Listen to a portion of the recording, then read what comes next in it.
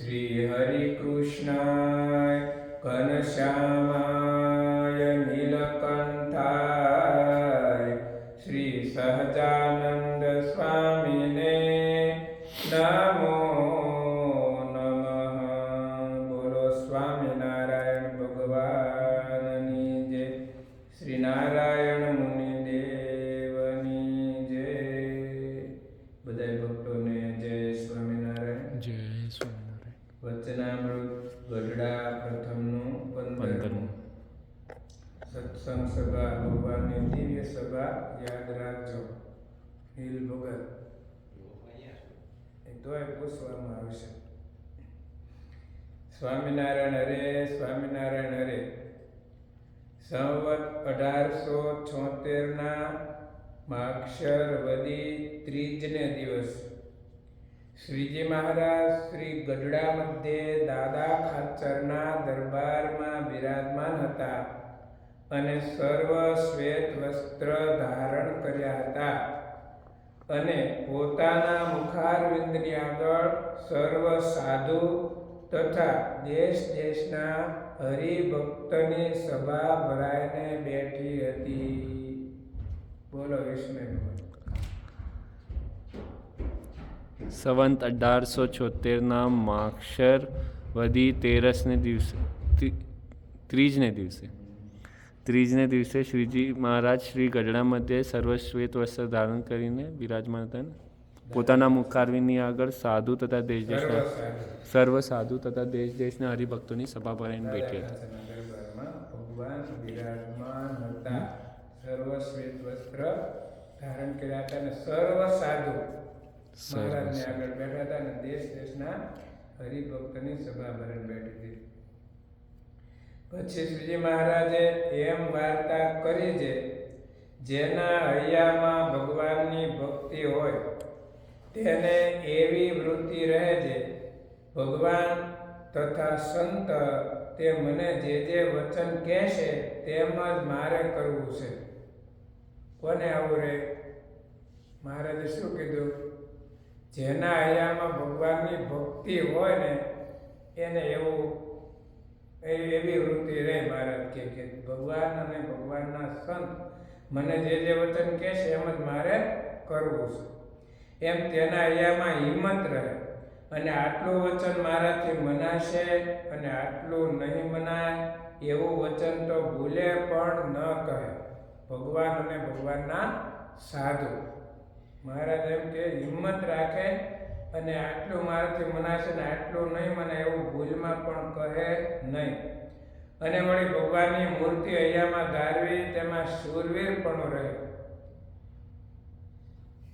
અને મૂર્તિ ધારતા ધારતા જો ન ધરાય તો પણ કાયર ન થાય અને નિત્ય નવી શ્રદ્ધા રાખે.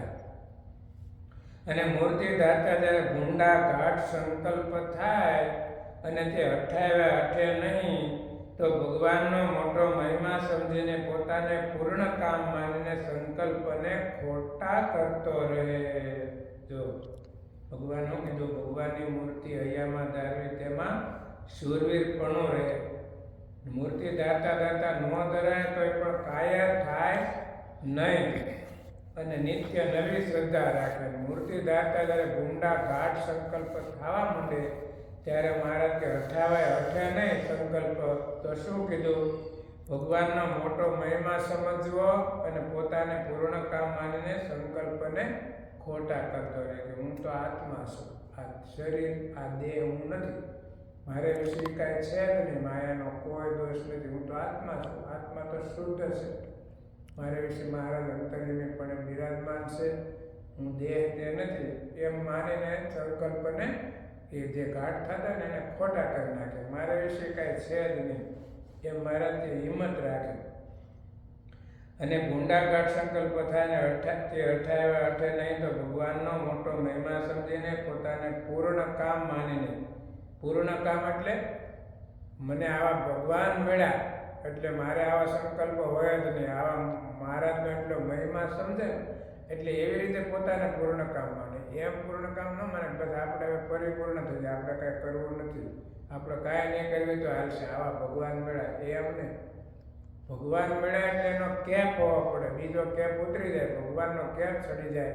એટલે એને એવી ભગવાનની મોટપ સમજાય ને એટલે પોતાને પૂર્ણ કામ માને કે હું કેવો ભાગશાળી કે ભગવાન સ્વામિનારાયણ મને સર્વોપરી ઓળખાણા, ધન્ય ભાગ્ય છે મારા કે આવો દિવ્ય સત્સંગ મળ્યો, આવા ગુરુ આચાર્ય અજેન્દ્ર પ્રસાદી મહારાજ જેવા આપણને પૂજ્ય ધર્મ ધુરંધર 1008 એવા આચાર્ય મહારાજ જેવા ગુરુ મળ્યા, આવો સત્સંગ સમુદાય મળ્યો, આવા ભગવાનના બાંધેલા મંદિરો મળ્યા.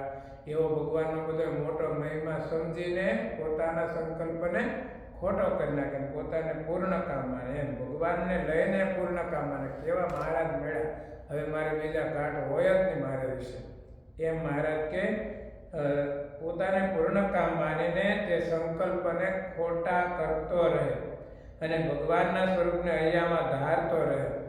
તે ધારતા ધારતા 10 વર્ષ થાય અથવા 20 વર્ષ થાય અથવા 25 વર્ષ થાય અથવા 100 વર્ષ થાય. 100 વર્ષ તો કઈ હવે રહેવાનું નથી, પણ કળિયુગમાં 100 વર્ષની આયુષ્ય લખી મનુષ્યની. એટલે મહારાજ કીધું કદાચ 100 વર્ષ થાય તો પણ કાયર થઈને ભગવાનના સ્વરૂપને ધારવું તે મૂકી દે નહીં. 100 વર્ષ થાય ને ન દેખાય તોય ભલે, તોય ભગવાનનું સ્વરૂપ હૃદયમાં ધારે, ન દેખાય તોય અભ્યાસ કરે તો જરૂર દેખાવા માંડે. એટલે મારાથી 100 વર્ષ થાય તો પણ કાયમ થઈને ભગવાનના સ્વરૂપને ધારવું તે મૂકી દે નહીં. કેમ કે શ્રી કૃષ્ણ ભગવાને ગીતામાં કહ્યું છે જે અનેક જન્મ સંસિદ્ધસ્તતો યાતિ પરામ ગતિ. તે માટે એમને એમ ભગવાનને ધારતો રહે. એવું જેને વર્તતું હોય તેને એકાંતિક ભક્ત કહીએ. આવી રીતે ભગવાન ગીતાનો શ્લોક બોલ્યા. મહારાજ કે એમને એમ શ્રદ્ધાથી ભગવાનના સ્વરૂપને ધારતો રહે અને એવું જેને વર્તતું હોય એને શું કીધું? એકાંતિક ભક્ત કહેવાય. એકાંતિક ભક્તની વ્યાખ્યા છે, જ્ઞાનીની વ્યાખ્યા, એકાંતિકની વ્યાખ્યા, ભગવાનમાં એકમાં જેનો વાસ થઈ જાય, એક સ્વરૂપ ભગવાનના સ્વરૂપમાં જ જોડાઈ જાય, બીજા વિષયોમાં તેની વૃત્તિ પાછી વળી જાય અને એકાંતિક ભક્ત કહેવાય. એકમાં જેનો અંત છે અને ભગવાનના વચન પ્રમાણે રહીને ભગવાનનું ધ્યાન કરે ને એને એકાંતિક ભક્ત કહેવાય. ધ્યાન કરે, આમ ધ્યાન બીજાને લાગે આપણે ધ્યાન કરવી, પણ ભગવાનની આજ્ઞા કાંઈ પાડતા ન હોય તો એને એકાંતિક ભક્ત કહેવાય નહીં. એકાંતિક તો ભગવાનના વચનમાં રહે અને ભગવાનના સ્વરૂપનું ધ્યાન કરે, એને એકાંતિક ભક્ત કહેવાય. જ્ઞાની કોને કર્યો શાસ્ત્રમાં? જ્ઞાની આપણે બહુ આખું 262 વચનામૃત કંઠસ્થ કરી લઈ, બધાને એમ કથામાં કહી દઈએ મૌખિક, એને જ્ઞાની કહેવાય. એ તો બધું તમે બધા વ્યક્તિ કરી શકે, અભ્યાસ કરે ને તો બધું કંઠસ્થ કરી શકે. પણ નિષ્કુળાનંદ સ્વામી એમ કીધું જ્ઞાની કોને કહેવાય? જ્ઞાની તેને ગણીએ જેને હરિમૂર્તિનું જ્ઞાન છે, તે વિના બકવાદ બીજો જાણો એ મોટું જાન છે. નિષ્કુળાનંદ સ્વામી કાવ્યમાં કીધું જ્ઞાની એને જ કહેવાય જેને ભગવાનના સ્વરૂપનું જ્ઞાન છે, ભગવાનનું ધ્યાન કરે, ભગવાનના સ્વરૂપનો મહિમા સમજે, ભગવાનના ગુણગાન ગાય, એને જ્ઞાની કહેવાય. જગતની બધું નોલેજ હોય એને જ્ઞાની ન કહેવાય. એ નોલેજ કંઈ કામમાં આવવાનું નથી મોક્ષના માર્ગમાં, પણ ભગવાનનું જ્ઞાન હશે તો માયામાંથી મુક્ત થઈ શકાશે, પાછો વળી શકાશે કે આવા ભગવાન સ્વામિનારાયણ મને ઓળખાણા, મારી વૃત્તિ વિષયમાં કેમ જાય છે, મને એવા ભૂંડા કાઢ થવા જ ન જોઈએ, હું તો આત્મા છું, આવા ભગવાન મળ્યા એમ માનીને મહારાજ કે સંકલ્પને ખોટા કરે, પોતાને પૂર્ણ કામ માને, ભગવાનના સ્વરૂપને ધારવાની શ્રદ્ધા કાયમ રાખે. 100 વર્ષ થાય તોય, 10 વર્ષ, 25 વર્ષ, 50 વર્ષ, 100 વર્ષ થાય તો ભગવાનના સ્વરૂપને ધારવું તે મૂકી દે નહીં. સ્વામીએ એમ કીધું તે વિના બકવાદ બીજો. ભગવાનની મૂર્તિનું જેને જ્ઞાન નથી ને, બીજો બધો બકવાસ છે. જેટલું બોલ્યું ને ભગવાનના સંબંધ વિના. અને સ્વામીએ કીધું જાણો એ મોટું ધ્યાન છે.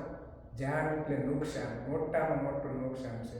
એટલે આ 24 કલાકમાં 100 વર્ષની આપણે આયુષ્યમાં 100 વર્ષ તો આપણે રહેવાનું નથી, પણ ટૂંકી આયુષમાં જેટલું ભગવાનનું ધ્યાન ભગવાનનું નામ સ્મરણ થાય ને એટલું કરવાનો આગ્રહ રાખો, જેથી કરીને ભગવાન સ્વામિનારાયણ આપણી ઉપર રાજી થાય અને આપણું મન ભગવાનના સ્વરૂપમાં રહે.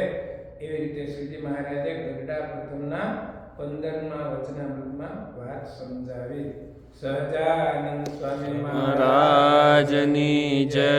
શ્રીપતિમ શ્રીધરમ સર્વદેવીશ્વરમ ભક્તિધર્માત્મજં શ્રી વાસુદેવમ હરે માધવમ કેશવમ કામદમ કારણમ શ્રી સ્વામિનારાયણમ નીલકંઠમ ભજે સદા. સ્વામી મહારાજની જય.